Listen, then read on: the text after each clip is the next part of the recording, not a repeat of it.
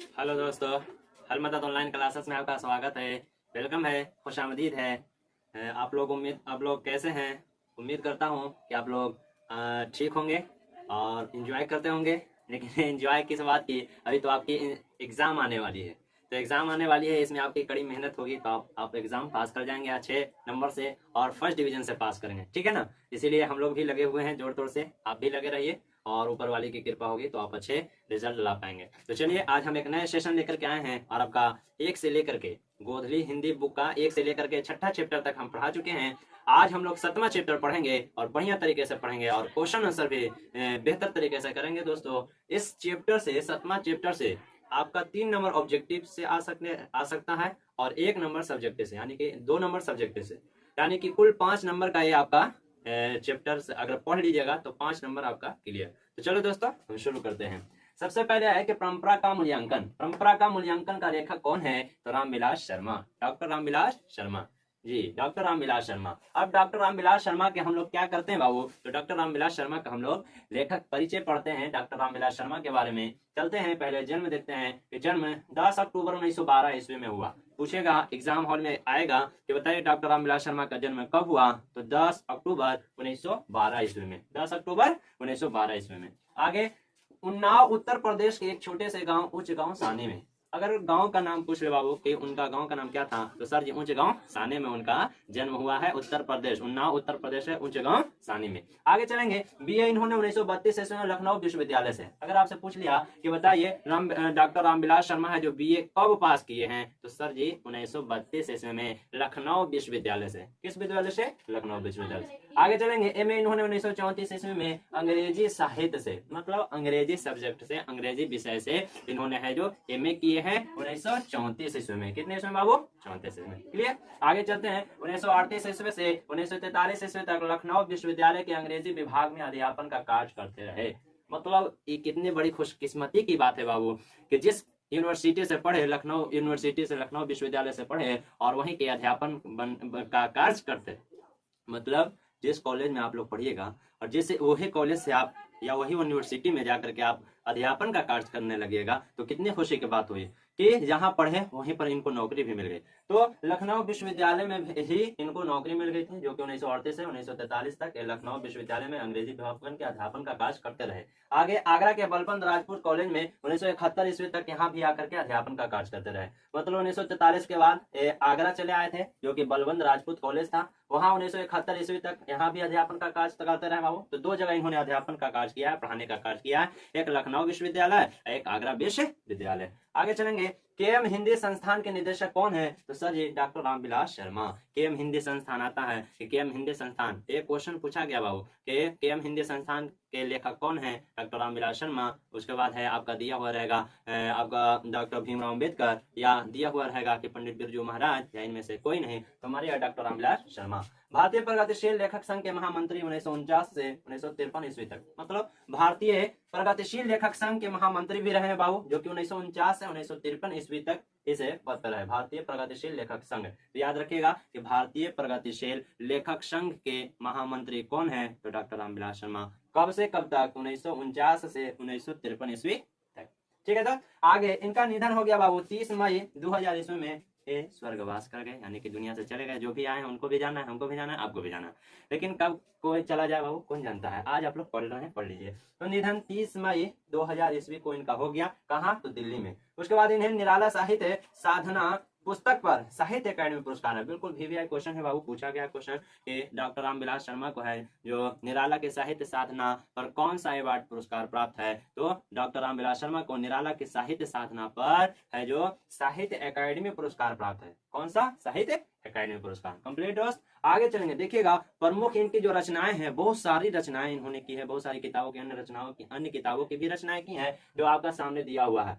आचार्य रामचंद्र शुक्ल है और हिंदी आलोचना है। इनकी किताब का नाम है भारतेंदु हरिश्चंद्र, ये इनकी किताब का नाम है, जो कि पूछा गया आपके एग्जामिनेशन हॉल में। ये पूछा हुआ है बाबू, आपके एग्जाम में ये पूछा हुआ क्वेश्चन बिहार बोर्ड में। आगे, प्रेमचंद और उनका युग, ये भी क्वेश्चन पूछा हुआ। प्रेमचंद्र भी पूछा हुआ कि प्रेमचंद्र के लेखक कौन है, तो डॉक्टर रामविलास शर्मा। भारतेंदु हरिश्चंद्र के लेखक कौन है, डॉक्टर रामविलास शर्मा। उसके बाद है भाषा और समाज, महावीर प्रसाद द्विवेदी और हिंदी नवजागरण, हिंदी नवजागरण पूछा गया है कि हिंदी नवजागरण के लेखक कौन है, तो डॉक्टर रामविलास शर्मा। भारत की भाषा समस्या, नई कविता, विराम चिन्ह भी पूछा गया है कि विराम चिन्ह के लेखक कौन है, तो डॉक्टर रामविलास शर्मा। बड़े भाई के लेखक कौन है, तो डॉक्टर रामविलास शर्मा। यानी कि जहां जहां हमने गोला लगाया हुआ वो टिक लगाया है कि भारतेंदु हरिश्चंद्र के लेखक कौन है, तो डॉक्टर रामविलास शर्मा।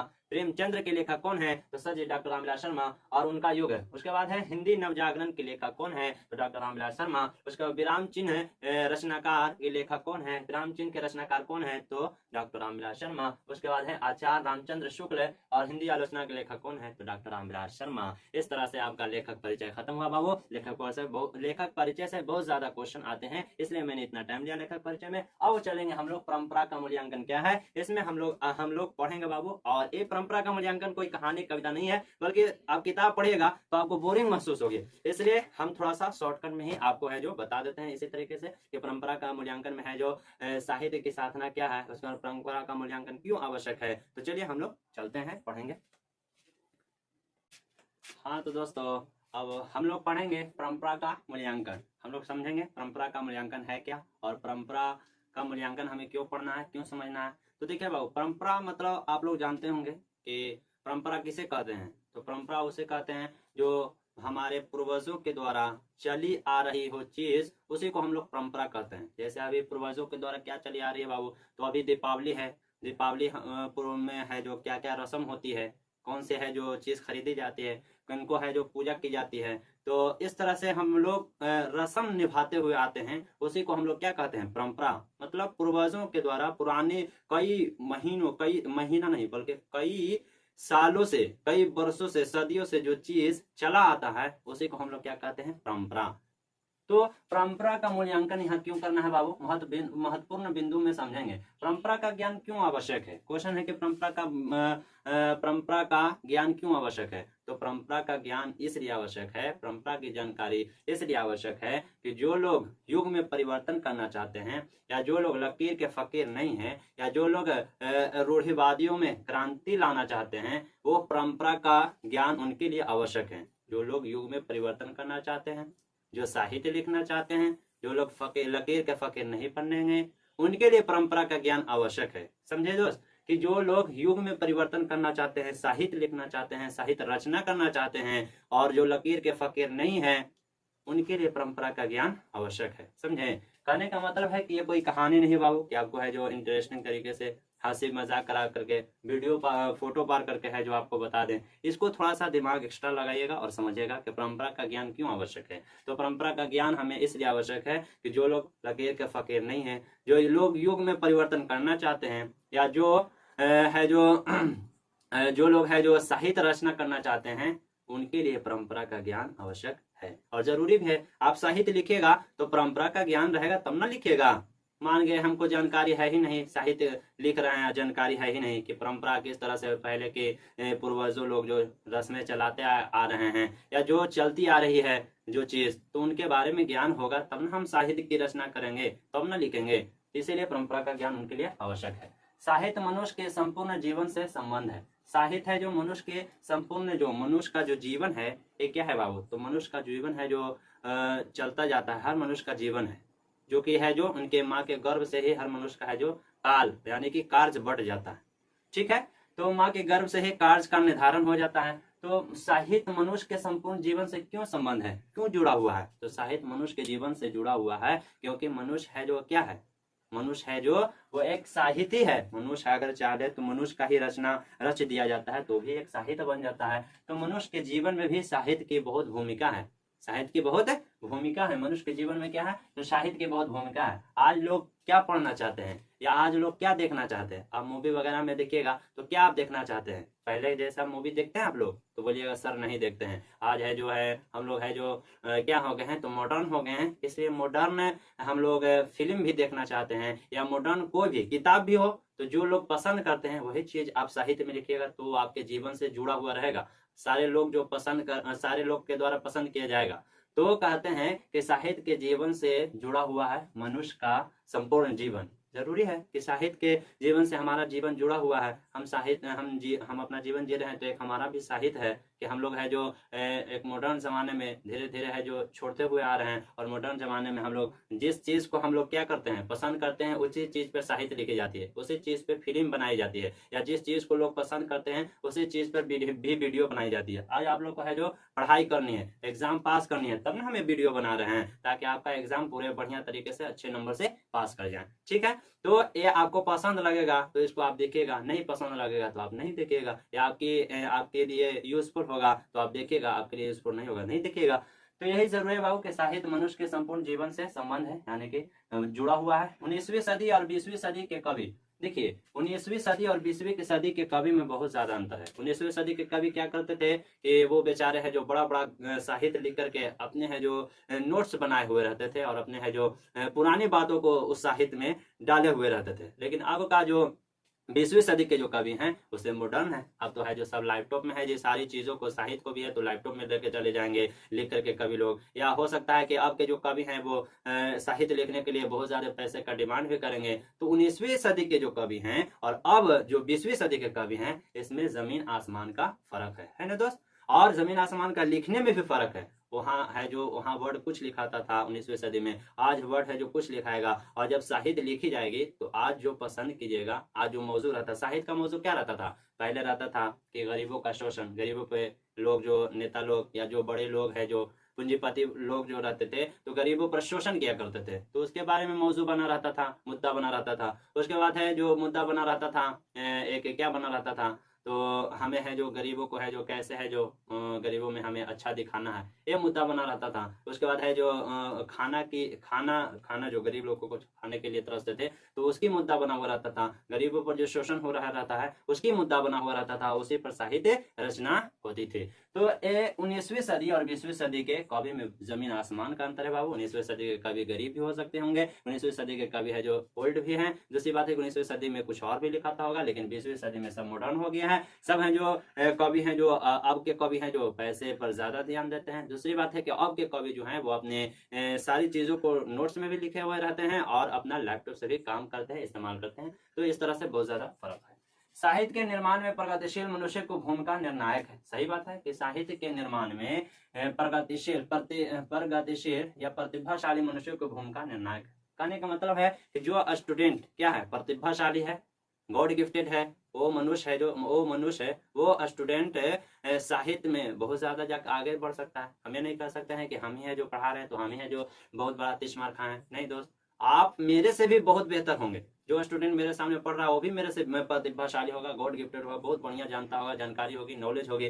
तो कहने का मतलब यही है कि साहित्य के निर्माण में, यानी कि साहित्य की रचना करने में प्रतिभाशाली, यहाँ प्रगतिशील नहीं, प्रतिभाशाली मनुष्य को भूमिका निर्णायक है। यानी कि जो प्रतिभाशाली मनुष्य है उसकी भी भूमिका निर्णायक है, अहम है। नहीं, जो इंसान है जो पढ़ा लिखा ज्यादा है, जिसके पास नॉलेज ज्यादा है, या जो गॉड गिफ्टेड है मेरे दोस्त, तो उसकी भूमिका जो साहित्य में लिखी जाती है और उसे लोग है जो फॉलो करते हैं और उसके जैसा बनने का काम करते हैं। तो साहित्य में उसकी भूमिका अहम है कि नहीं? तो सर जी अहम है। चलिए यहाँ भी एक पॉइंट समझ गए, आगे चलते हैं। हिटलर ने सोवियत संघ पर आक्रमण किया था। हिटलर कौन थे बाबू? तो हिटलर आप कहिएगा कि सर हिटलर एक आक्रमणकारी थे जिन्होंने है जो सोवियत संघ पर आक्रमण किया था, हमला किया था। तो याद रखिएगा कि हिटलर ने किस पर आक्रमण किया था? तो सोवियत संघ पर। उसके बाद सोवियत संघ में बहुजातीय राष्ट्रीयता का पुनर्जन्म हुआ था। मतलब सोवियत संघ में है जो बहुजातीय राष्ट्रीयता का दोबारा पुनः जन्म, मतलब दोबारा जन्म हुआ था।